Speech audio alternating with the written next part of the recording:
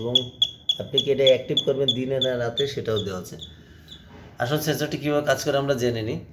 সেন্সরটি মূলত 220 কাজ করে। আপনার সাপ্লাই দেখতে পাচ্ছেন, একটি 220 লাইন এসে সেন্সরে ঢুকেছে এবং সেন্সরের উপরে একটি স্পিকার দেওয়া হয়েছে। এখানে আউটপুট আপনি চাইলে লাইটও দিতে পারেন, তবে আমরা স্পিকার দিয়েছি কারণ যেহেতু আমরা চোর ডাকাত ধরবো।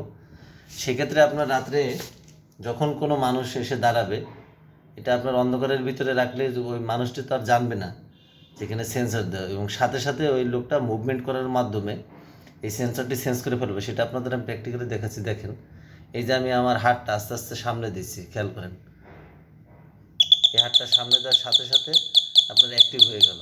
অর্থাৎ মানুষের দেহের তাপমাত্রা যেহেতু 32 ডিগ্রি, প্রায় 98 ফারেনহাইট, এই তাপমাত্রা সেন্স করার সাথে সাথে এই সেন্সরটি অ্যাক্টিভ। এখানে 10 সেকেন্ড লেখা আছে, তাই এটি 10 সেকেন্ড পর্যন্ত শব্দ হবে।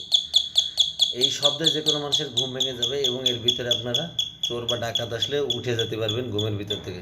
আমি আবারও দেখাচ্ছি, খেয়াল করেন, এই যে সেন্সরের সামনে যে আমার মোবাইল নিয়ে যাওয়ার সাথে সাথেই সেন্স করছে, কোনো টাচ করিনি। আবারও খেয়াল করুন, এটি 10 সেকেন্ড পর্যন্ত শব্দ হবে। এরপর আমি আবারও দেখাচ্ছি, শব্দটা থামুক।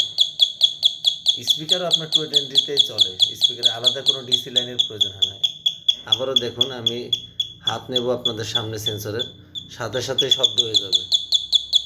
অর্থাৎ একদম সেকেন্ডের মধ্যে কেউ এসে দাঁড়ালে মানুষের শরীরে যেহেতু তাপ থাকে, এটি সেন্স করবে এবং সেন্স করার সাথে সাথে আপনারা ঘুম থেকে উঠে যেতে পারবেন এবং উক্ত চোর ডাকাতকে ধরতে পারবেন। ডিয়ার ভিউয়ার্স, আপনারা বুঝতে পারছেন।